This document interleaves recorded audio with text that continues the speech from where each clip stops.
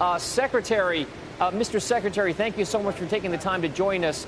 We saw a lot of the conversation that happened within that room, but we want to hear for the record from you, the Commerce Secretary, about just where you think we are with regard to trade negotiations as a whole as we approach that previously stated July 9th deadline for tariff deals. So you saw 14 letters went out yesterday. You should expect another anywhere from 15 to 20 letters to go out over the next 2 days, really setting down tariff lines for the key driving countries. And then we'll set out a general letter to the balance, sort of setting out where they're going to be. The president is setting these tariff lines. The president is driving this agenda. This is his agenda. He knows how he wants to play it, and that's what's happening. So we'll be setting those tariff rates, and then they go into effect on August 1st.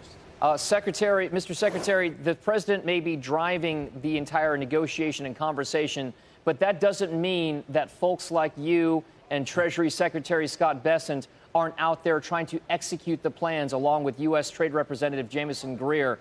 What do you get as a sense for how these negotiations are going with these multiple parties? Do we feel as though there's going to be a more long, drawn-out, contentious conversation, or do we feel like we're in the 7th, 8th, or even 9th inning with many of these major counterparties?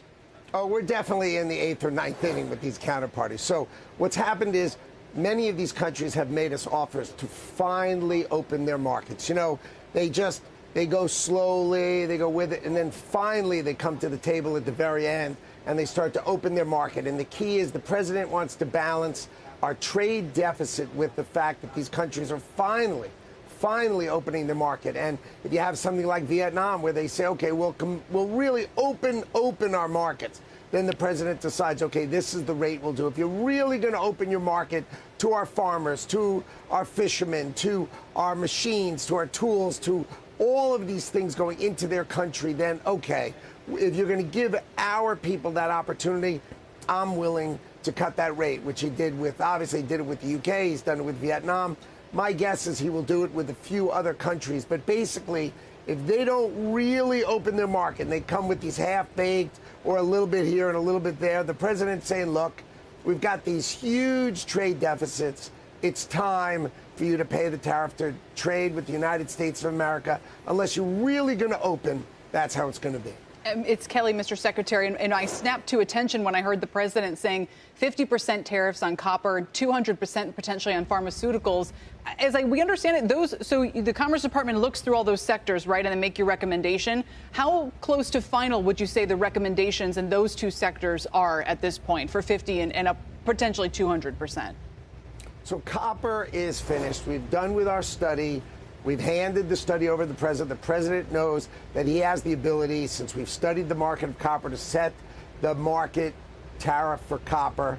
He announced it today at the cabinet meeting that he intends to go to 50%, which will be similar to steel and aluminum, which are both 50%. So copper will be 50%. And the idea is to bring copper home, bring copper production home, bring the ability to make copper, which is key to the industrial sector, back home to America. We need that kind of production in America. It's important. So that'll be out today. You'll see the president will truth about it this afternoon. We'll sign a proclamation as that goes through the ordinary legal process within a day or 2 days. That will come out, but then copper will be set, likely to be put into place the end of July, maybe August 1st. So that's copper. With pharmaceuticals and semiconductors, those studies are being completed at the end of the month. And so the president will then set his policies then, and I'm going to let him wait to decide how he's going to do it. He said if you don't build in America, there's going to be a high rate. But he may consider that if you're building in America, to give you the time to build, I think he mentioned that in the cabinet meeting, give you time to build, say a year and a half, possibly even 2 years of building, and then the tariff will be much higher. But those details will come at the end of the month, and the president will set them. Thank you. Thank you for the clarity on all of those fronts. Obviously, our audience is closely tuned in to what's going to happen there. Also, on the case of China, I remember when you talked to Brian Sullivan a little while ago, you said, look, like that's squarely your kind of purview, your remit, figuring out that trade relationship. I'm left a little bit confused as to whether we have reached a trade deal or not. I think the president made some remarks in that direction in the past couple of weeks, but it was unclear what ended up happening. So with rare earths as well, there still seems to be a little bit of confusion on whether those rare earth magnets are coming in kind of decent amounts and everything there. Can you just bring us up to speed? What is the trade situation, and is that an open or closed negotiation at this point? Okay, so we are settled with a 30% increased tariff. And then during President Trump's first term, he had a 25% tariff. So on much of China, they're paying 55%, and on the balance, they're paying 30%. And that's where we've settled things for the time being. Now, they've agreed to approve our licenses on rare earth magnets, and to their credit, they've been doing it swiftly and expeditiously. We decided we were satisfied with the movement that they were making, and so we took down our countermeasures. You know, we started shipping ethane and software products to them and airplane parts and things like that that were sort of balancing our relationship between the two of us.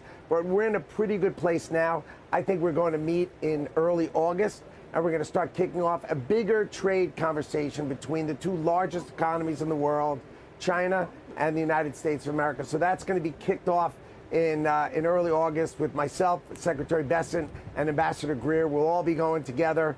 We'll be meeting our counterparts from China, and we'll have start the process of a bigger conversation. I think that's going to take some time, but at least we're beginning the process of having a bigger conversation.